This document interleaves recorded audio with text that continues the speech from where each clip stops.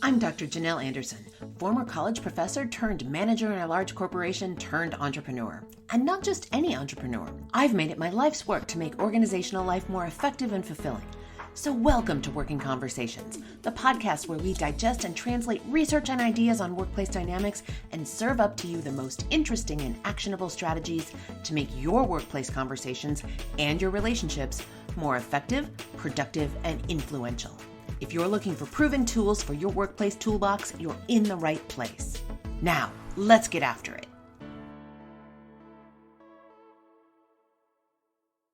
Well, hello there, and welcome to the very first episode of the Working Conversations podcast. On this episode, we're talking about telling your career story and the importance of telling a powerful, masterful story that outlines your career to date and holds together in a compelling way.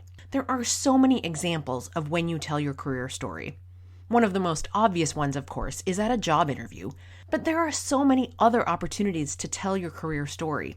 For example, anytime you meet someone new, the question is bound to come up, so what do you do for a living? Or what do you do when you're not at the soccer field watching your kid play soccer? Or whatever the current context is. Even to those you know well who maybe don't know about all the career decisions that you've made, sometimes you're telling your kids about your career path or even their friends. They might be asking questions about like, why did you become a lawyer? Or how did you decide to start a landscaping business? Or what's it really like to be a firefighter? There are so many different contexts in which that career question and that career story can come up, and there are so many fascinating careers out there. In fact, if you haven't already been regularly asking people that you newly meet, or even maybe neighbors that you've lived next to for a long time. In fact, one of my neighbors is a forensic accountant. I didn't even know that was a thing until I met her. Her accounting firm investigates white-collar crime. Isn't that fascinating? Okay, so also fascinating is how you tell your career story. At least it can be, and it should be, if it isn't already. So make sure you hang around to the end after you've heard my career story, and at the end of the podcast, I will give you the step-by-step formula of how to craft your career story so that it is compelling and engaging and powerful and masterful. Now, of course, you have to have a plot that is the foundation setting that's going to move along following some sort of logical sequence. And again, I'll give you all the keys to doing this at the end of the podcast after I've shared my career story. There has to be some drama along the way, and sometimes it's a few dramatic different moments in time in your career. You know, those inflection points where you decided to take another job, or you decided to risk a promotion, or something like that. And then, of course, you're going to come up with some resolution at the end that's going to bring us up to speed on where you are right now. And it's going to make absolute sense. Based on all the twists and turns in the plot, it's going to make absolute sense that you would end up exactly where you are right now. Now, if you're not telling it that way, it might feel disjointed. It might feel like a bunch of twists and turns and things that don't hang together, but no, you are going to craft it so that it makes sense. Absolute sense. All right, are you ready? Here is my career story. Well, if you don't know this about me, I was born and raised in Minnesota, in rural Minnesota. I grew up on a lake out in the country, 7 miles from the closest town. When it came time to go to college, I went to college in Boston. I wanted to experience a different part of the country and really live somewhere that was very, very different than rural Minnesota. Now, if you asked me why I went to college in Boston, I would tell you specifically that I went to Boston University because of their communication program. They have a fantastic college of communication, and I went there to study communication. Now, also, if you'd asked me why I wanted to study communication, I might tell you a story about a time when I was about 9 or 10 years old, and I was sitting at the family dinner table, and there were literally 5 different conversations going on. I have 2 older brothers and both my parents, and all 5 of us were talking about different things. And it occurred to me that nobody was listening to one another in that conversation. And I spoke up and I said, "Hey, this is not a conversation. We are not listening to each other. We are not answering one another." And it was in that moment, that was my first glimpse into communication as a thing and listening as an activity that we do with one another to engage in creating meaning together. So that's part of my story about why I studied communication in college. Along the way, in my senior year of college, and I had various jobs all throughout college, but my senior year of college, I was a server at Pizzeria Uno right in Kenmore Square in the heart of Boston, which is right down the street from Fenway Park. And so during baseball season, our restaurant was so busy, I was slinging beers and pizza, and I got to be an excellent server. I could remember an order of a table of 10 without writing a single thing down, their appetizers, their main courses, their drinks. And in fact, sometimes people would say to me, like, are you not going to write any of this down? And I would just point to my noggin and I say, I got it all up here. I'm happy to report that on a couple of occasions, I did bet the tip, double or nothing, to my table that I could remember everything without writing a single thing down. Man, I scored some amazing tips because I developed a good memory as a server. After that job, and I was in that job through graduation from college, I graduated in a terrible recession. And so I stayed on at Pizzeria Uno for a couple of months after graduation until I landed my very first professional role. Sometimes I leave this piece out, but because I want you to know the whole story, I'm telling you this piece today. I was only in that job for about, 8 or 9 months. I was the sales assistant to the director of sales at the Boston Phoenix. Now, the Boston Phoenix was a weekly entertainment newspaper. It doesn't exist anymore. It went the way that many weekly entertainment newspapers did in the digital age. It died a slow death and is no longer with us. But not just I was not just the sales assistant to the director of sales at the whole Boston Phoenix. I was the sales assistant to the director of sales at a very specific division. The division that handled the back page, which is where the personal ads were. And in fact, the Boston Phoenix had franchised the idea of the personal ads in the back of paper of the weekly entertainment newspapers across the country, and for the very first time was hooking them up with the internet. So hooking them up with some of the very first bulletin boards where people could go online and through CompuServe and services like that to meet people online. It was, a radical bleeding edge industry at the time. Now, I don't always tell people that I worked in the personals, but again, I'm telling you the whole story. So yes, I worked in the personals as a sales assistant to the director of sales for the personal pages, for the back page of the Boston Phoenix and many other entertainment weekly newspapers all around the country. It didn't pay very well because it was part of a newspaper. And if you didn't know this already, jobs in newspapers don't pay very well. So I was still living in Boston. In fact, I was living in a studio apartment in Back Bay in Boston, which was probably one of the most expensive places to live, short of like New York or San Francisco at the time. In fact, it probably still is one of the most expensive places to live. And I needed more money. So even though I loved my job there at the Boston Phoenix, working the personal pages in the back of the newspaper, I was desperate to get a different job. And in fact, one of the jobs I applied for, one of my colleagues at the Boston Phoenix was very instrumental in me getting this job, although he didn't know it at the time. I was answering an ad, again, a newspaper ad. This is how far back that goes. I was answering a newspaper ad for a trainer at a startup company that built telecom systems for hospitals. Now, in the job description, it said that it would be helpful if I knew Unix because their system was built on Unix. Now, I didn't know what the heck Unix was. Unix is a computer operating system.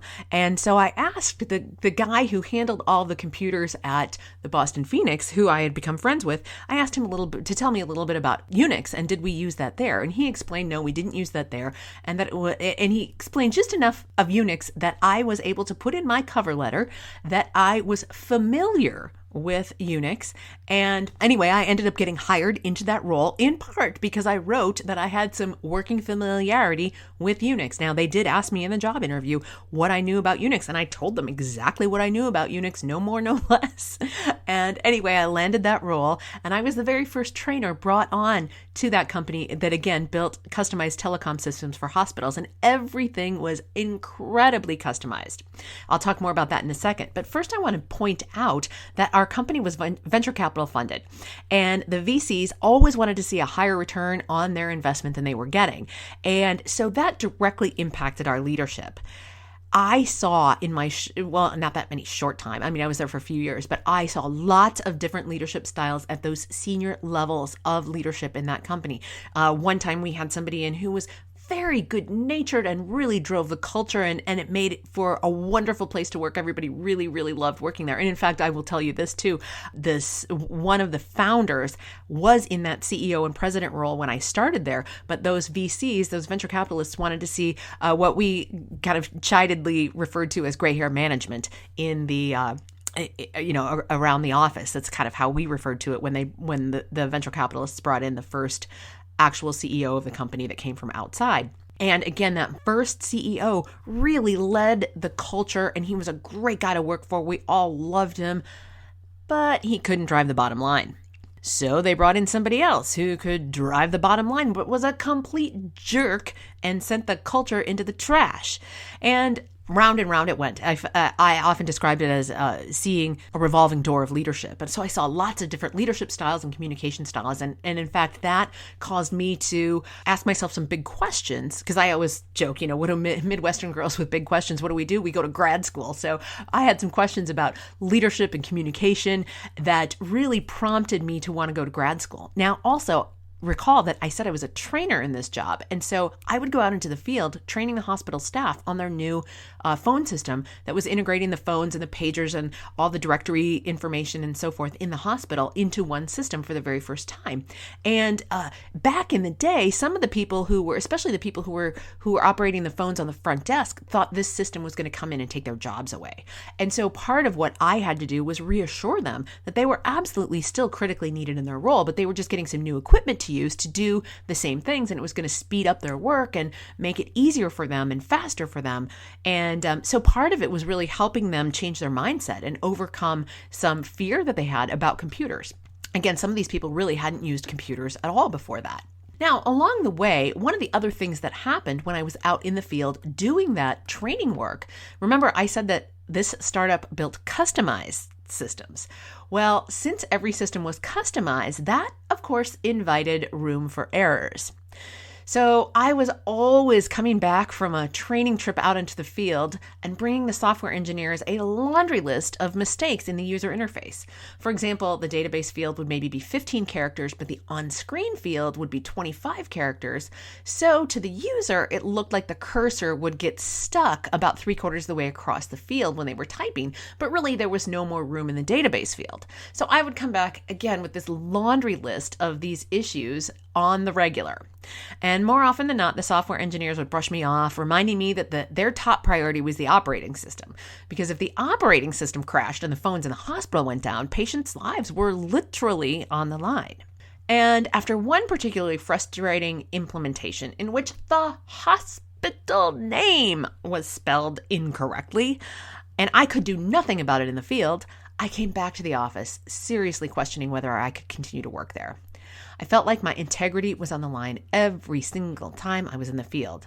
And I told the senior engineering manager, hey, I can't do that ever again. And as I see it, there are two options. One, you fix the errors in the software, or two, I quit. And then I hastily threw in a third, absolutely preposterous option. Or three, you show me how to fix the errors in the user interface myself. Lo and behold, much to my surprise, that senior engineer looked at his colleague and said, I don't know, Janel's pretty sharp. I think maybe we should let her into the code. And so they did. And so over the course of the next few months, I learned the user interface layer of the code so I could go in and tidy up all those errors and user interface issues on my own. Now, as I mentioned, I was curious about what made for that leadership communication to work in some cases, not work in other cases. And I loved seeing people learn, and I wanted to continue to learn about leadership and organizational communication. And so that is, in fact, what led me to grad school. So first I pursued a master's degree, and I stayed right there in Boston, and I worked on my master's degree while I was still doing some consulting. I officially quit my job, but that tech startup, that telecom company, really wanted to keep me on. And I always kind of joke, I made a little bit of a deal with the devil. They wanted me to work more hours than I wanted to work. If I worked 30 hours a week, I got paid $30 an hour. If I dropped to less than 30 hours a week, I got paid $20 an hour. So there was a very strong incentive for me to work more hours while I was in grad school and really kind of hang in there as part of the company. And I did that throughout most of my master's degree. Again, studying organizational communication in Boston, I did my master's degree at Emerson College, which only has degrees in communication. You can't go there to study math. You can go there to study filmmaking or how to be a journalist or anything in the communication field, but that is their specialty. As I was working on my master's degree, I got an opportunity to teach an undergraduate course for the very first time. And in doing so, I was teaching public speaking, and I realized absolutely I want to do this teaching thing. So I continued on and I pursued my PhD at Purdue University, which is in West Lafayette, Indiana. I did not actually live in West Lafayette, lived in Indianapolis, and commuted up to West Lafayette. I wanted to live in a larger city, and Indianapolis had more restaurants, culture, entertainment, and so forth. And anyway, that's a little bit beside the point, maybe not, but I include it just for kind of fully developing who I was as a graduate student. I had my first child while I was in grad school. I was close to the end of my coursework when my son Andrew was born, and I then was desperate to find a dissertation project because as a new mother and somebody who had finished most of her coursework, I just really wanted to get this whole thing over with, quite frankly. I enjoyed learning, but I wanted to move on with my life. I was ready for the next stage of like settling down into a job as a professor. I found a dissertation project somewhat incidentally. I had always had an interest in technology. Obviously, working for that tech startup, you can see my interest in technology and user interface design. And in fact, while I was at Purdue, I had to take a few courses outside my major, and I took those in human factors and user interface design. So I had that under my belt as well. And as I was looking for that dissertation project, it kind of landed in my lap, and it was an opportunity to study a virtual organization that included 4 different geographic locations, 2 in the United States, 1 in England. Actually, to take that back, there was 5 sites, 2 in the United States, 1 in Canada, 1 in the United Kingdom, and 1 in Australia. And so I was perhaps a bit ahead of my time and wrote my dissertation in the year 2000, so just over 20 years ago, and defended it in early 2001. So defended it about 20 years ago from now. And again, a bit ahead of my time studying virtual team communication. That led quite nicely into my first role as a faculty member, where I was hired at the University of Minnesota to lead a program in a technical communication department that had students at multiple campuses. And we were using video conference technology to connect those campuses. And again, very primitive compared to what we have these days. It was a dedicated line connecting various campuses. And so faculty members would need to teach their courses in this special classroom that had a direct link to the other campuses around the state. Now, not all of our faculty members wanted to teach using the technology. Can you imagine some of the older professors who were maybe very close to retirement, who wanted nothing to do with the technology? I stepped into that role where 25% of my role was an administrative assignment where I was running this program and, begging these faculty members, coercing them if I could, to be teaching in that virtual classroom. Oh, some of them absolutely hated it, and some of them absolutely loved it and found it fascinating and fun, like I did. While I was a faculty member at the University of Minnesota, I would get the opportunity really through, and here's where proximity comes into play. The College of Continuing Education was just down the hallway from where my department was, and they would field calls from people all across the state who needed an expert in this, that, or the other thing. And anytime it had anything to do with communication, leadership, team building, that sort of thing, it would come to my department, and my department chair would send it my way because I was one of the few people on the faculty at that time who'd had some corporate experience before academic experience. experience. And so she would field me these opportunities. I didn't know how to price anything, but I sure knew how to put together a good curriculum that absolutely hit the nail on the head as it related to what people in the working world need to know. Because I was teaching leadership, team building, organizational communication, management communication, all those kinds of classes, which, quite frankly, the average college sophomore can't use that information right away, but the working professional can absolutely use that information. So every time I taught one of those workshops, I thought, man, these are my people. This is absolutely my true calling. How do I make this my real life? Well, one day I was actually on a spa weekend by myself, and I met some other people. I climbed into the hot tub on a Friday night after just getting to the spa, and the two women who were in the hot tub clearly knew each other quite well. And one of them said, introduce yourself. Or I guess they both introduced themselves and asked me a little bit about myself. And they said, what do you work outside the home? Do you have a job?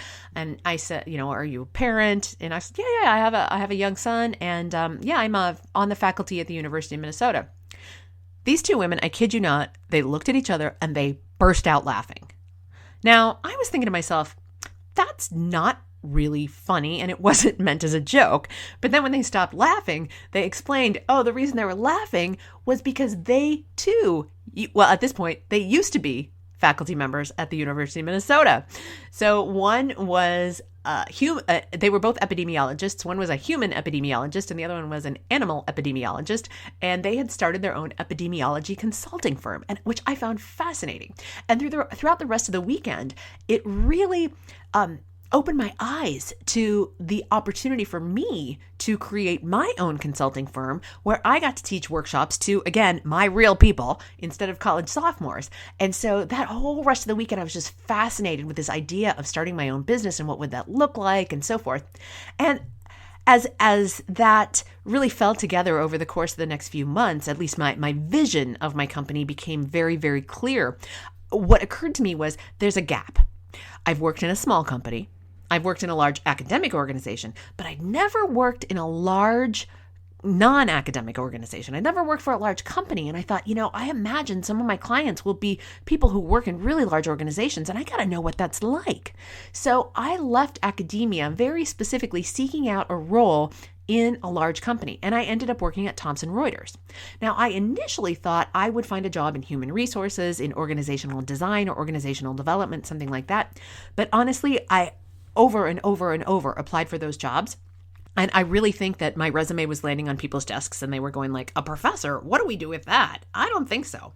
Then I had to dig deep and say, well, okay, what else can I do? Because at this point, I really wanted out of academia. I really wanted to work for a large company for a couple of years before I started my own business. And so I looked back through my skill set and I said, well, what else can I do? Well, this was like 2005, 2006. Usability and user interface engineering was hot. It was brand new and fresh. It's still hot now, but it was brand new and fresh right back then.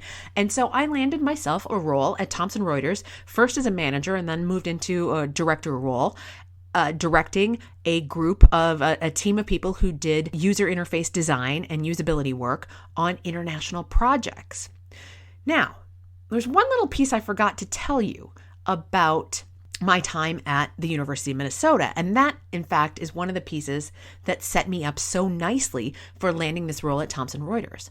When I was on the faculty at the University of Minnesota, a strange and funny thing happened. One of my colleagues, I remember I said I ran a program that was across multiple campuses. One of my colleagues at one of the other campuses saw a posting for creating May term study abroad programs. So taking students for a month to a different country to learn about something specific and a customized 3-4 week course. And she wanted to take students to France to study technical communication. She was fluent in French, and so she and I, and she knew she was not at the Twin Cities campus, and I was at the Twin Cities campus, and she knew that somebody had to be from the Twin Cities campus. So she said, let's put this together, together the two of us. And so we wrote up this great proposal for a tech comm class in France, which then promptly got rejected because, as it turns out, we didn't know this at the time, but people from the regional campuses weren't allowed to participate in that program. But they said, we like the proposal. Janelle, can you do it? And I don't speak a lick of French. I know that fourchette is the word for fork, and I think I might be able to say the word cheese. And that's about it. And so, I could fourchette and fromage. That's about all I know in French. And so they said, well, that won't do. We need to have somebody who is fluent in the language. But they said, well, where else could you do this? And I said, well, with a few modifications, I could, which would actually make the class better, I could do this class in Ireland. I could do this class in Dublin. And we could do the class on international and global communication and, smuggle in a little bit of usability and product design and so forth into the class. And so for 2 years, I took groups of students to Ireland to study abroad during May term. And in fact, the second year that I was there, while I was there, the study abroad office sent me an email and they said, Janel, we love having you teach abroad, but next year we have an application for somebody to teach Irish literature in Dublin, and we only send one program to each country at a time. So is there somewhere else that you might want to take students? In fact, students love to go to London. Can you come up with a class that you could do in London? And in fact, as soon as the class was finished that I was teaching in Ireland, I was going to London for a week's holiday, as they say in England and abroad. So I was going for a week's vacation, as we say here in the United States, in London. And so I said, let me look around and see if I can't think of something. And so, of course, London is rich with amazing museums, the Victoria and Albert Museum, the British Museum, so many amazing museums. And so I thought, what about museum communication? Museum exhibits have to be exquisitely and expertly crafted.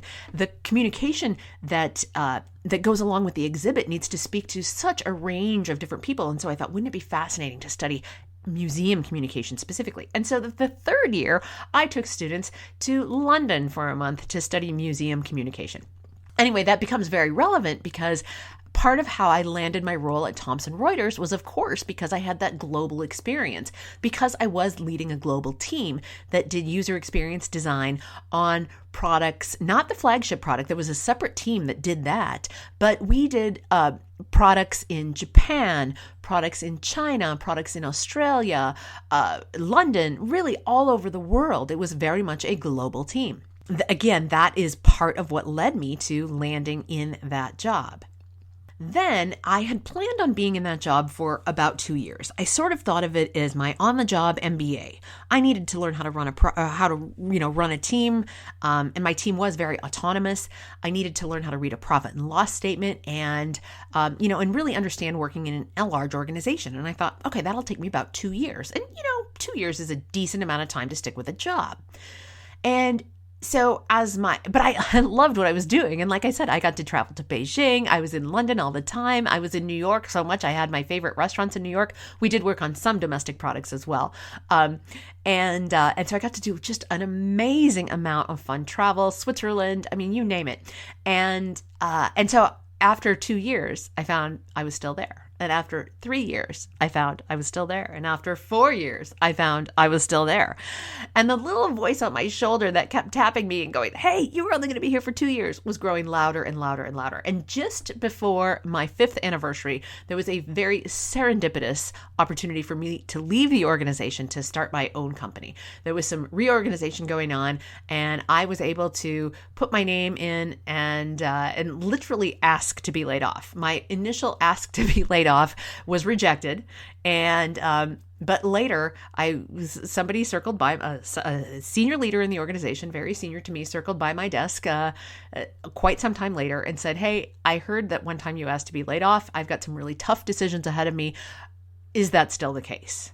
And I said, I am willing to go. And so I was fortunate enough to get a severance package right at the time I was ready to leave anyway. It was so serendipitous. But again, these things all kind of line up and happen for a reason. Well, perhaps it's a little bit glib to say things happen for a reason. In fact, if you look back on the choices that I made up until this point, I had created the surface area for this kind of luck to appear. Let's leave it at that. Now, that was 11 years ago when I struck out on my own and built my business to where I get to serve clients just like you every day. And as I built my business, I figured out the whole world of being an entrepreneur. I got certified as a coach. I added keynote speeches to my business. I added corporate training and consulting into the mix. And most recently, I've started offering online courses where individuals can take courses from me directly. And that came about because people that I was delivering courses to in corporate settings would ask like, hey, my spouse or my best friend or whomever would really love to take this class on difficult conversations or communicating strategically or any number of the classes I teach. In fact, I teach some classes on related to virtual communication, virtual team building, and so forth. And of course, since the pandemic hit, that's become a very hot topic, and I'm doing a ton of corporate training in that space. But people were asking me, how can we take courses from you directly? And so I started offering online courses recently so individuals can take those classes from me directly. Now, every single day is different and wonderful, and I wouldn't have it any other way. And that is my career story. Now, it takes many different twists and turns. I could very easily have made this career story sound disjointed and by accident rather than by design. I mean, seriously. Somebody who worked up in a startup, then was a professor, then held a corporate job where she was a director and is now an entrepreneur? I mean, that's like 4 different careers. But you see, I don't tell it that way. I tell it in a way that makes absolute sense and that each career move logically led to the next. In crafting your career story, it is absolutely your job to make your career sound completely by design and not at all by accident. Now, let's break it down step by step, and I'll explain the process right after a word from our sponsor. This episode is made possible by Instacart. If you haven't already started using Instacart, now is the time, my friend. Now, I'm the first one to say that I actually enjoy a trip to the grocery store. I really do. But you know what I like doing even better? Making this podcast. When I was deep in the development of this podcast, outlining and recording the first few episodes, my kids reminded me that they needed to eat. Instacart to the rescue. In absolutely record time, Magnolia, my Instacart shopper that day, delivered chicken nuggets, milk, avocados, fresh berries, and a host of other groceries we needed. When life gets busy, or when you just want to feel like royalty and have someone do it for you, there's Instacart. Get $10 off your first order when you sign up at workingconversations.com/Instacart. Now, back to the show. We're back with the step-by-step instructions so that you can tell your career story in the most compelling way possible. Step 1. Start with the backstory, something about your upbringing, high school, college, your hometown, like my story about why communication at the dinner table. Now, you may or may not include this part depending on your circumstances. When I was that server at the Pizzeria Uno in Boston, well, it was really helpful for me to tell a little bit about my background then. The manager who hired me really valued the Midwestern work ethic, so that was instrumental in me getting hired. Now, of course, I was young and I didn't have a lot of a story to tell, so that was really important back then. Now, I probably wouldn't pull that story out right now unless an organization that was, let's say, a chain of restaurants was looking to hire me for something, in which case that would be really valuable for me to bring out. Several decades later, I rarely use that, but it's at the ready if I need it. Step 2, tell your launch story, and there may be several versions of it.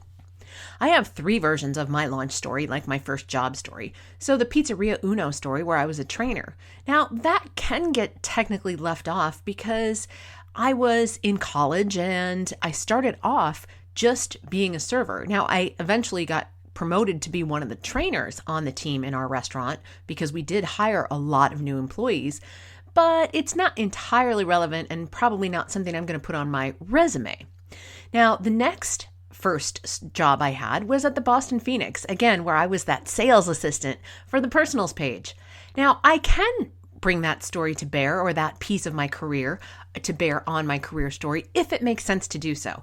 Again, as you recall, I was at that job for less than a year, so I don't feel like I'm being insincere if I leave that part out and start just with that high-tech startup with the telecom systems for hospitals where I was a trainer.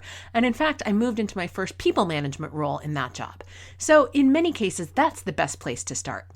But have a launch story. Tell the story of how your career started.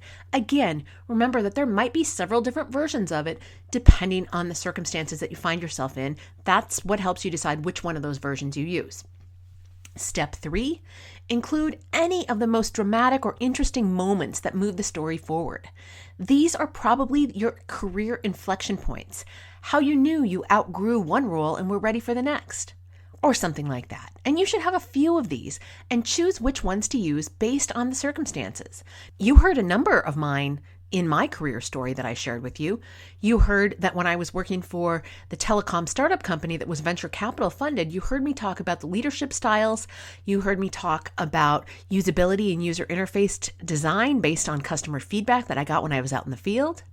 You heard about my decision to go to grad school. You heard about me writing my dissertation on virtual teams before that was even much of a thing. You heard me talk about taking a job at the University of Minnesota. You heard about that specific inflection point when the other professor couldn't go abroad and I needed to recast that idea and take it forward myself. And one of the most critical ones, super critical for what I'm doing now, is when I was teaching those one-off workshops while I was at the University of Minnesota. So that piece is almost always included in my story these days. Now, discernment is really important here. So it's helpful when I am talking to a client that's, say, a multinational or global organization, that I talk about not only my study abroad course experience, but how that led to me leading a team at Thomson Reuters that worked on global products.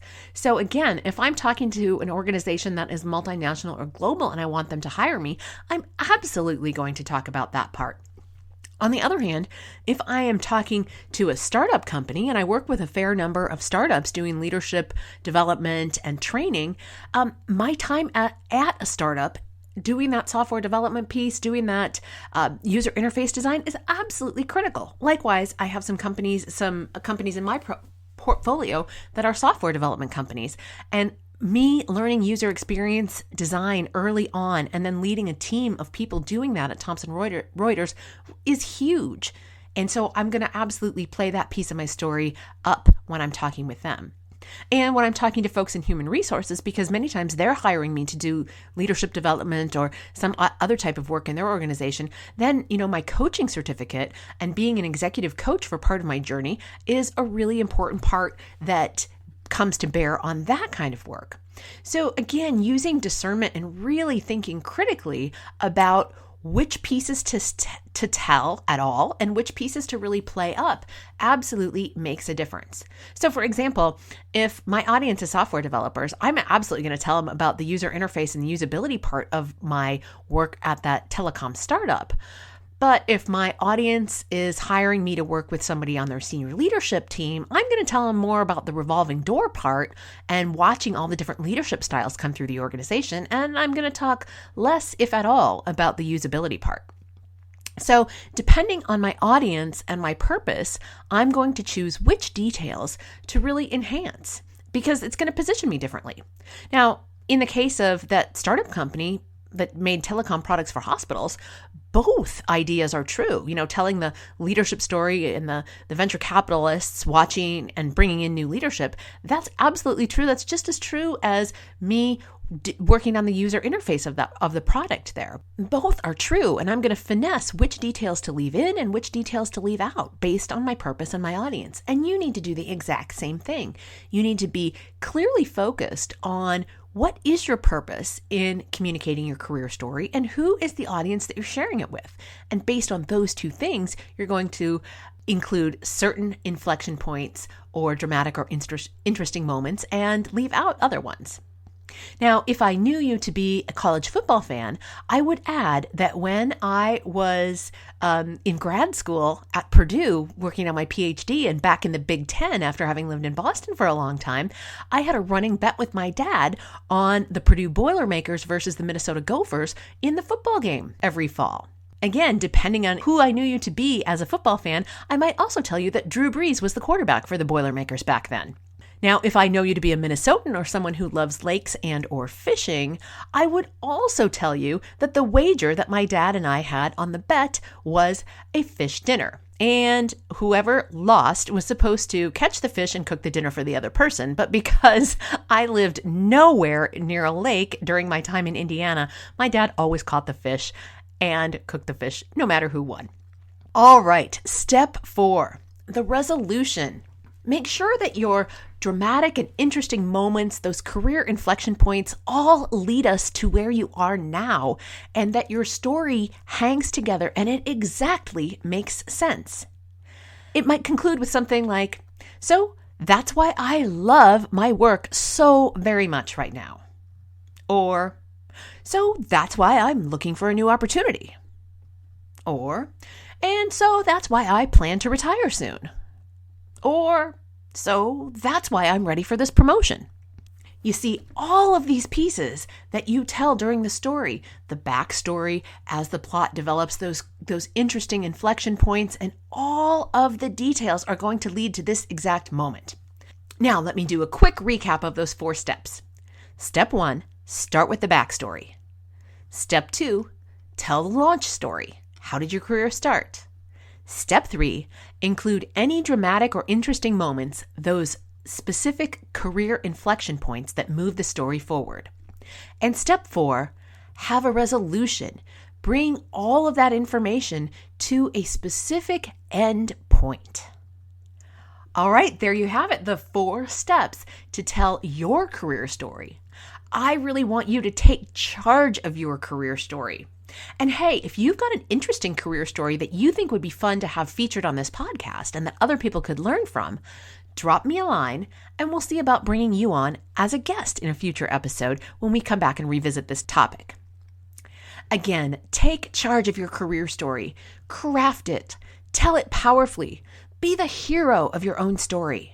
That's what I wish for you, my friend, that you can tell a powerful story that makes total sense about why you are exactly where you are in your career right now. It is all by design. Take good care. Bye for now. Thanks so much for listening. If you like what you're hearing on the podcast, head on over to Stitcher, Apple Podcasts, or wherever you get your podcasts and give us 5 stars and a quick review. It really makes a difference, and it keeps us bringing you valuable content that you can put into play in your life. I'm Dr. Janel Anderson, and this is Working Conversations.